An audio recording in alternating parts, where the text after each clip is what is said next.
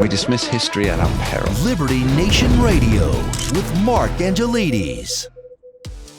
Schools are under fire like never before. And when we learn that school boards are pushing measures to boot parents out of the child-teacher relationship, it's quite easy to see why. Well, we're fortunate to be joined by Liberty Nation author and host of a Fresh Perspective podcast, Mr. Jeff Charles. Thanks for being here, Jeff. Yeah, thanks for having me on. So, Jeff, why is all this stuff about schools? It's kind of raised its ugly head in the last 18 months, I guess. Why is it coming out now? And is that to do with the upcoming congressional primaries? No, Mark, actually what happened, and I really don't think that the progressives foresaw this happening, but when we were going through the COVID-19 pandemic and children were forced to start learning from school over Zoom, parents started to see more of this stuff creeping into their classroom. So they started to see like the elements of critical race theory. They started to see the gender identity and the sexuality lessons that were coming through that they didn't know were happening in their children's school. So all of that has kind of culminated into what we're seeing now. Now parents know more, I'll say more parents know what's going on. They're seeing it, and now news stories are coming out about it over the past couple of years. And parents are not liking what they're seeing. So yeah, it isn't an issue with the upcoming congressional elections, but the reason it is because of what happened when children were forced to learn from home. It's worrying, isn't it, that shining a light on something that has taken place across every country in the world for such a long time, education by the state. And then when you see what's actually being taught, parents start revolting against it. And I mean, do the teachers and of course administrators and school boards, do they really see the children as their responsibility to instill moral values, social mores? Oh, social mores. Yeah. I mean, I think in a lot of cases they do. And that is why they're trying so hard to cut the parents out of the process. I mean, if it hadn't been for COVID-19, that's one of the silver linings. A lot of parents wouldn't have even known what was going on because they weren't exactly being open about a lot of this stuff. I mean, President Joe Biden even talked about how a lot of teachers see their students as almost like their children. And there is a strain of thought on the far left that children don't belong to their parents. They belong to the state. You saw how Terry McAuliffe let that slip.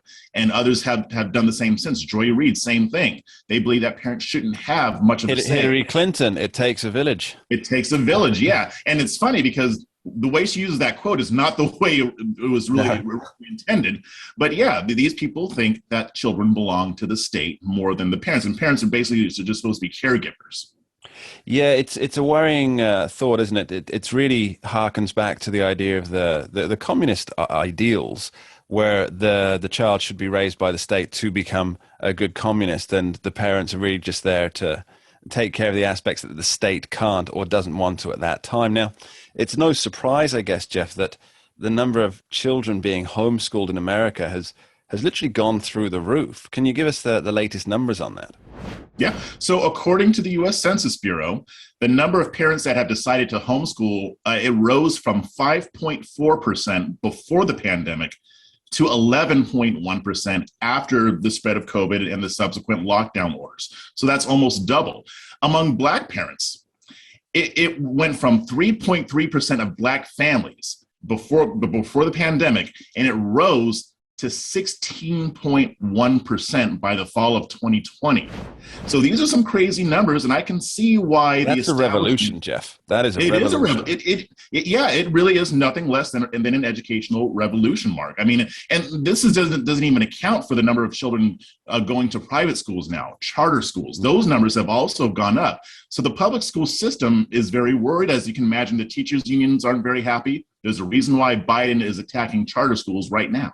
Yeah, it's then naturally there's obviously been a pushback, a significant pushback, I might add, to these parents that are choosing to homeschool, including, and you wrote a great article about this on libertynation.com, that homeschooling is racist. Tell me more.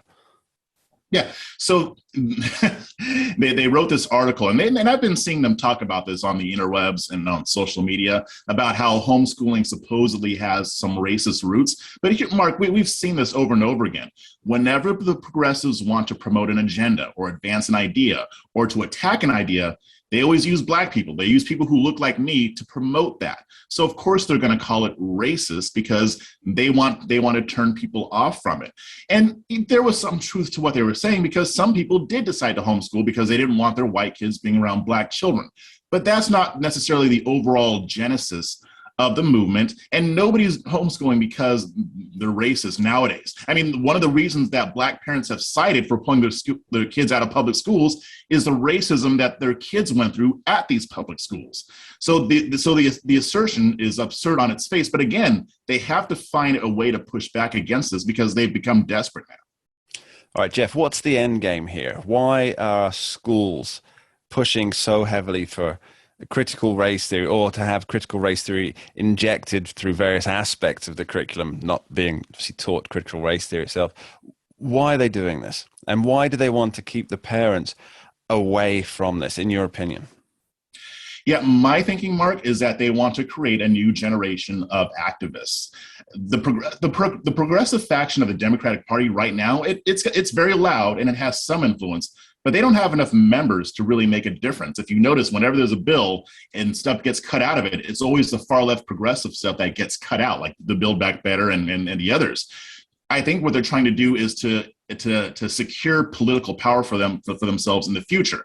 The reason they cut the parents out is, one, because that's part of their philosophy. They think the state owns the kids, and because they know that most parents are going to push back against this stuff like they're doing now. That this is what they were always afraid of happening. So by indoctrinating these children, they're hoping to possibly get more political power, because now they have people who become adults who are indoctrinated as youth who will vote for this stuff, vote for these people, and maybe even serve in office pushing this agenda. So I think this is part of the long game that the progressive left is playing. And with that, Jeff Charles, thank you ever so much. Thanks for having me. After this short break, we'll be back with Scott Cosenza talking liberty on your rights and your freedoms. Don't touch that dial. We dismiss history at our peril. Liberty Nation Radio with Mark Angelides. We're doing it for real, really real. Liberty Nation. And Jeff Charles, contributor for LibertyNation.com. I think we're starting to make an impact. Liberty style, fight for freedom.